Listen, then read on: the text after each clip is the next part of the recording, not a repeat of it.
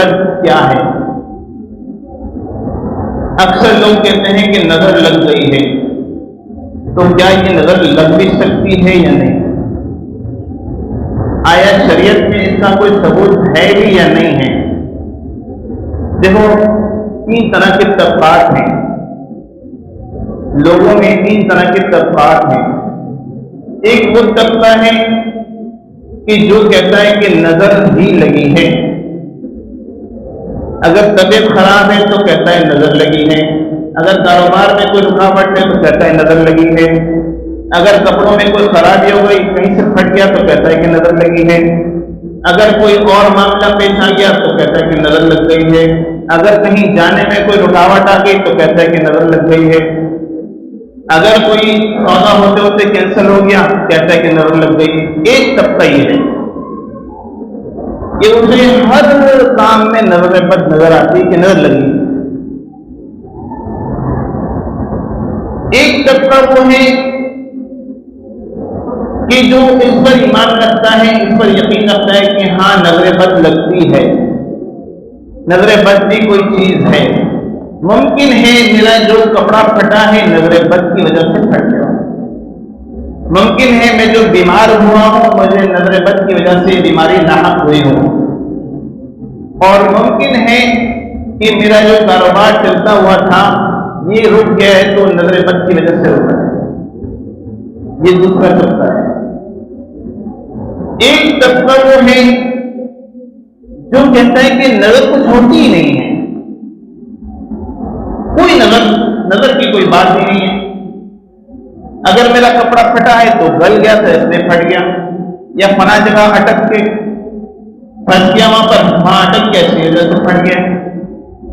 میرا جو سودا کینسل ہوا اس میں یہ وجہ تھی کہ میرے مال میں کوئی خرابی تھی، میرے سفر پہ جانے میں کوئی پریشانی آ گئی تو یہ مسئلہ تھا کہ ویزا میرا صحیح نہیں تھا۔ یعنی وہ انہی اعتبار سے دیکھتا ہے۔ تین طرح کے طبقات ہو گئے۔ ایک وہ کہتا ہے کہ ہر کام میں وہ کہتا ہے نظر لگی،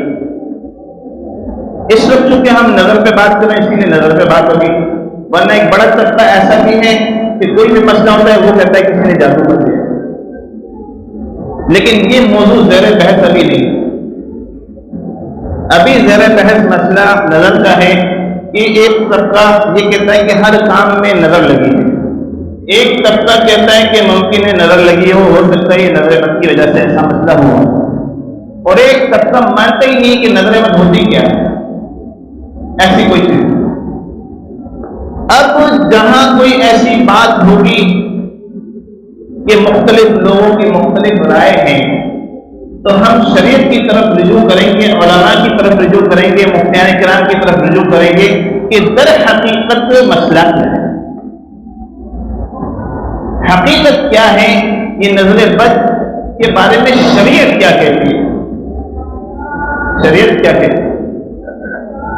تو شریعت کیا کہتی ہے؟ سب سے پہلے تو میں آپ قرآن کی آیت بتاؤں۔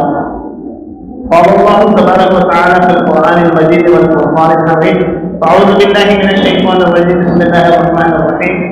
وَإِنْ يَكَادُ الَّذِينَ كَفَرُوا لَيُزْلِقُونَكَ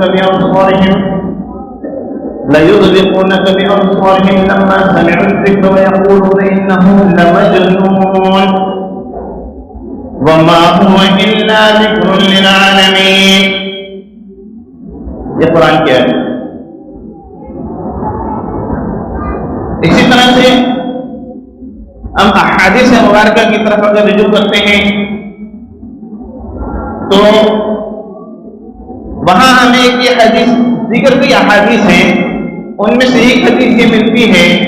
عن ابن عباس رضی اللہ عنہ كان النبي صلی اللہ علیہ وسلم يعضد الحسن والحسین قال اعوذ بکلمات اللہ التامۃ من کل شیطان وہامہ ومن کل عین لامہ، اور کما قال علیہ الصلوۃ والسلام۔ تو یہ دو باتیں آ گئی آپ کے سامنے، سب سے پہلے قرآن مجید پھر حدیث مبارک۔ قرآن مجید میں یہ جو دو آیات ہیں دراصل آپ علیہ الصلوۃ والسلام جب اسلام کی دعوت لوگوں کو دینے لگے، تو چونکہ کفار مکہ سے برداشت نہیں ہوا کہ ہم کہتے ہیں کہ یہ درخت بھی خدا ہے، ہم کہتے ہیں کہ یہ کھجوریں بھی خدا ہے، کھجور کا خدا بنا لیا۔ ایسا واقعہ حدیث میں موجود ہے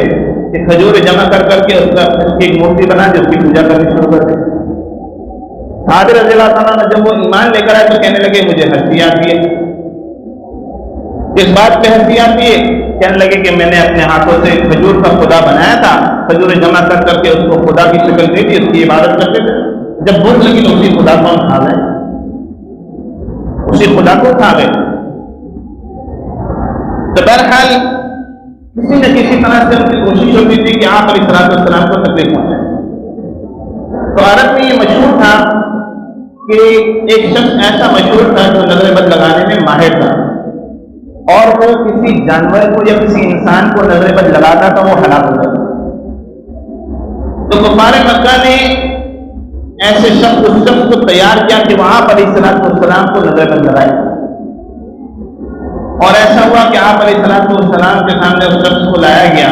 کہ نظر بد لگا، اور نعوذ باللہ آپ علیہ السلام اس دنیا سے رخصت فرمائے۔ لیکن اللہ رب العزت نے آپ علیہ السلام کی حفاظت کی اور یہ آیات نازل کی۔ حسن بصری رحمۃ اللہ علیہ فرماتے ہیں کہ اگر کسی کو کسی انسان کی نظر لگ جائے،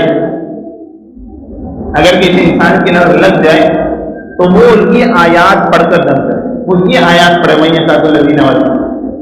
سورہ القلم 29واں سپارہ سورہ القلم، اس کی آخری 2 آیات یہ پڑھ کر دم کرے۔ اسی طرح سے حدیث میں آتا ہے کہ آپ علیہ السلام حسن اور حسین رضی اللہ عنہما کو یہ پڑھتے تھے جو میں نے پڑھا، اعوذ بکلمات اللہ التامۃ من کل شیطان وہامہ ومن کل عین لامہ۔ جہاں آپ علیہ السلام نے جن چیزوں سے پناہ مانگی ہے، مثال کے طور پر دجال کے فتنے سے پناہ مانگی ہے، قبر کے عذاب سے اللہ کے رسول نے پناہ مانگی ہے، اسی طرح سے جہنم سے اللہ کے رسول نے پناہ مانگی، وہاں نظر بد والی آنکھ سے بھی پناہ مانگی۔ وَمِن كُلِّ عَيْنٍ لَامَّةٍ، نظر بد لگانے والی آنکھ اللہ کے رسول نے پناہ مانگی۔ تو پتہ ہی چلا کہ نظر بد کا لگ جانا حقیقت ہے اور یہ ثابت ہے۔ یہاں تک کہ حدیث میں آتا ہے کہ آپ علیہ السلام نے فرمایا کہ نظر